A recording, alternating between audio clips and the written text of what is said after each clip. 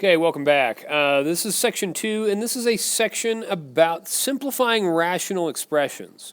So basically, when we say simplifying rational expressions, we're talking about simplifying fractions. Okay, that's what irrational fractions. Okay, that's what a rational expression is. Okay, now an expression, just so we're clear on what that is, an expression is something that does not contain an equal sign. So there's no equal sign. Okay. So that's that. Okay. So let's go ahead and simplify a rational expression with variables. We kind of did this in the last one, but what I want to do is just think about what we did with the last one. So what I have... what I like to do is I like to think about my numbers first and then think about my variables separately, okay? So what we end up getting here is I get 6 divided by 9. Okay, I'm going to look at that as a fraction, and then I'm really just multiplying that by a to the negative 3 over 3 power, or a to the cube power, a to the third. All right, so we have an issue. And that issue is whether we should, just go ahead and subtract our exponents the way we see them, or whether I should just move this exponent with the negative down to the bottom. It's kind of a personal preference, whatever you guys want to do.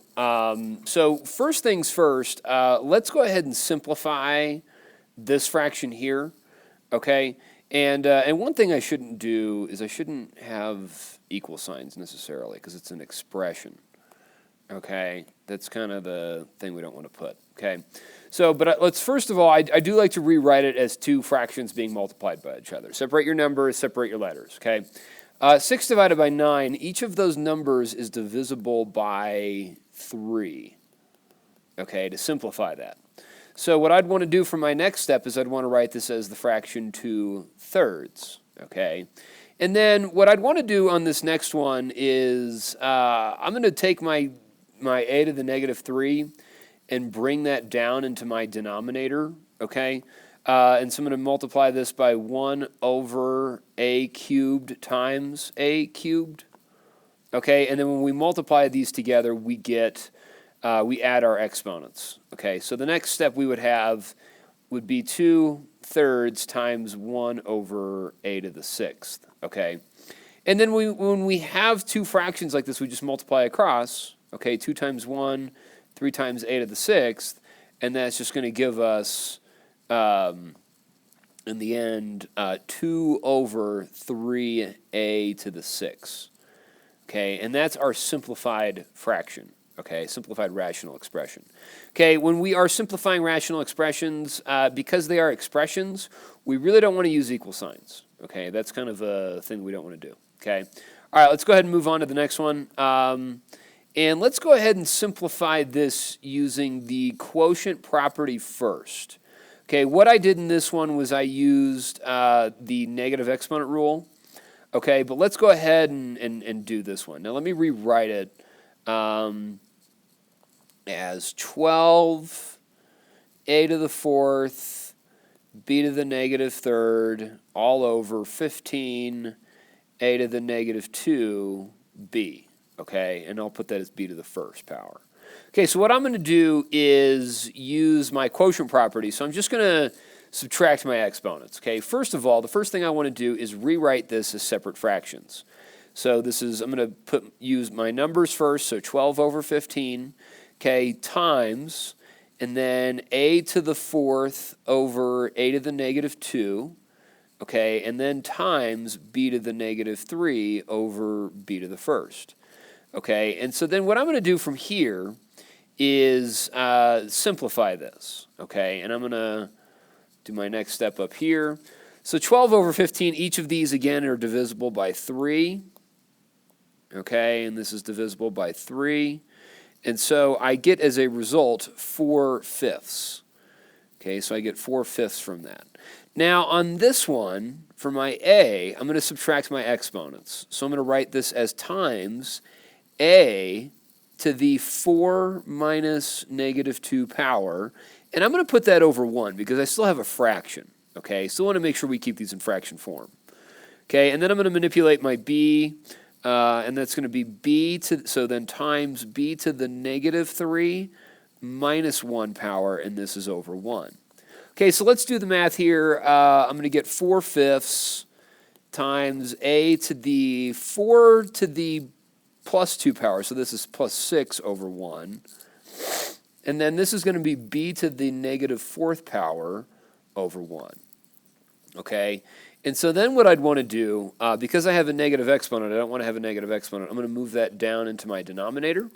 So then I'm going to write this as 4/5 times a to the 6th over 1 times 1 over b to the 4th. Okay, and then I'm going to write this all as one fraction. Okay, and so then that's just going to give me 4 times a to the 6th over 5 times b to the 4th. Okay, and that's simplified. Okay, and that's how we want to do that. All right. Now, guys, remember. Now, notice I'm showing a lot of steps here. I'm showing a lot of organization. If you can get the answer right and you don't have to show all this organization, that's totally fine by me. Okay, but that's the idea. All right. Okay. So now let's simplify that same one. Okay, by eliminating the negative exponents first. Okay. So what I would do here. And let me rewrite it as separate fractions, just so we have this kind of a clear idea. So I've got 12 over 15 times a to the 4th over a to the negative 2, and then times b to the negative 3rd over b. Okay. Now I'm going to highlight something. I'm going to highlight my negative exponents. Okay. I've got a to the negative 2, and then the other one I have is b to the negative 3rd. Okay. And a to the negative 2, I'm going to move that up to the top and make it positive. Okay. Now, b to the negative 3rd, I'm going to move that down to my denominator and make it positive. Okay, so watch what I do next. All right, so I've got 12 over 15 times a to the 4th times a squared over 1 times 1 over b times b cubed. Okay, this is just another way of doing it. Okay, I'm going to get the same thing. This is the same problem we just did. All right, so now I just have to add my exponents. Okay, I don't have to deal with any other sign issues. Okay, so my next step would be 12 over 15 times a to the 6th over 1 times 1 over b to the 4th. Now, each of these, again, are divisible by 3. Okay, so my next step, I would write that as, this would be 4/5 times a to the 6th over 1 times 1 over b to the 4th. Okay, and so then I'm just going to get 4 a to the 6th over 5 b to the 4th. Okay, and so we got the same thing, okay, as we did up here, and that's the idea. Now, maybe this is a little bit easier for you, okay, and maybe, you know, you prefer to just operate with your exponents like you normally did, and that's kind of up to you. Okay, you'll get the same thing in the end. And that's the reality, guys. I don't care how you do this. I want you to get the right answer. Okay, so whatever works for you works for you. I would try both. Okay, maybe one way just makes a little bit more sense than the other. Okay, so it doesn't matter to me. Okay, so what I want to do, we're going to do another problem 2 different ways. The first way we're going to do it, we're going to simplify the rational expression raised to a power. And then, so I'm going to simplify what's on the inside first, and then raise it to a power. And the other one, I'm going to multiply my power in, and then simplify from there. Okay, you'll see which one's easier for you. Okay, so on this one, if I want to simplify this expression, I've got the quantity a squared times b to the negative 3 over a to the negative 3 times b to the 4th. Okay, and this is all raised to the negative 2 power. So, you know, it kind of depends on how you want to look at it, all right? I'm going to go ahead and just move my exponents with negative exponents to the other sides. Okay, I think that's a little bit easier sometimes to do. So I'm going to move a to the negative 3 up to the top, b to the negative 3 down to the bottom. Okay, so my next step would then be that this becomes a squared times a cubed over b to the fourth times b cubed. Okay, just moving around. This is still all just raised to the negative 2 power. Okay, my next step, all right, a squared times a cubed, that's going to give me a to the fifth. So I've got a to the fifth all divided by b to the seventh. Okay, add those exponents down here. 4 plus 3 gives you 7. Okay, and then this is all raised to the negative 2 power. All right, so at this point, what I'd want to do is if I have a power raised to another power, I multiply. So this would then give me a to the 5 times negative 2 power over b raised to the 7 times negative 2 power. All right, and then as a result, my final answer would then be a to the negative, a to the negative 10 over b to the negative 14. We can't have negative exponents, so we have to flip-flop these, okay? So then this would give me b to the 14th over a to the 10th. And that's my answer, and that's what we're looking for, okay? All right, on the next one, we're going to do the same thing. So we know what the answer is already going to be, okay? But what we're going to do is manipulate this such that, it's a little bit different. We have that extra 2 in there. Okay, but let's go ahead and let me show you how we would raise the numerator and the denominator to a power first and then simplify, okay? Okay, so here's what I've got.